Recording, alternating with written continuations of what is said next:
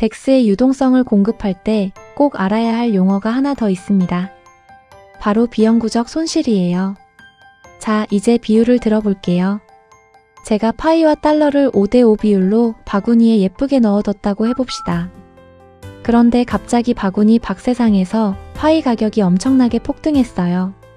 그러면 눈치 빠른 사람들이 우리 바구니로 구름처럼 몰려오겠죠? 왜냐고요? 우리 바구니 안의 파이는 아직 예전 가격 그대로라 상대적으로 훨씬 저렴하거든요. 그들은 가치가 낮은 달러를 바구니에 툭 던져놓고 대신 금값이 된 소중한 파이를 쏙쏙 가져가 버립니다. 결과적으로 내 바구니에는 어떻게 될까요? 비싸진 파이는 다 빠져나가서 줄어들고 가치가 낮은 달러만 잔뜩 남게 됩니다. 나중에 지분 LP 토큰을 찾으려고 계산기를 두드려 보면 아이고 그냥 지갑에 가만히 넣어뒀으면 수익이 훨씬 컸겠는데 하는 상황이 생기는 거죠. 물론 가격이 다시 예전 비율로 돌아오면 이 손실은 마법처럼 사라지기 때문에 비영구적이라고 불러요. 하지만 시장이 요동칠 때는 수익을 깎아먹는 주범이 될 수 있으니 우리 파이오니어들은 꼭 주의해야 합니다. 여기서도 잠시 LP 토큰이 나왔네요. 알아보고 가야겠죠?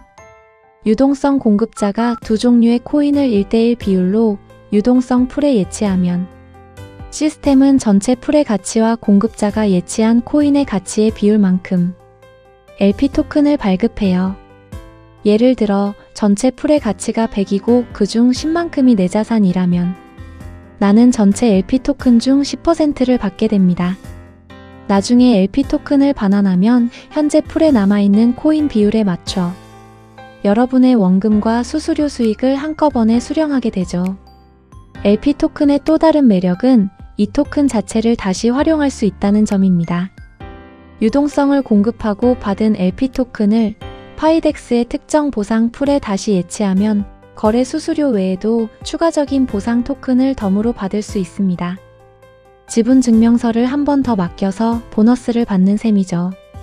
오늘 배운 덱스, AMM, 유동성, 풀, 비영구적 손실 이 네 가지만 기억하셔도 여러분은 이미 상위 1%의 파이오니어십니다. 짧은 영상 봐주셔서 감사합니다.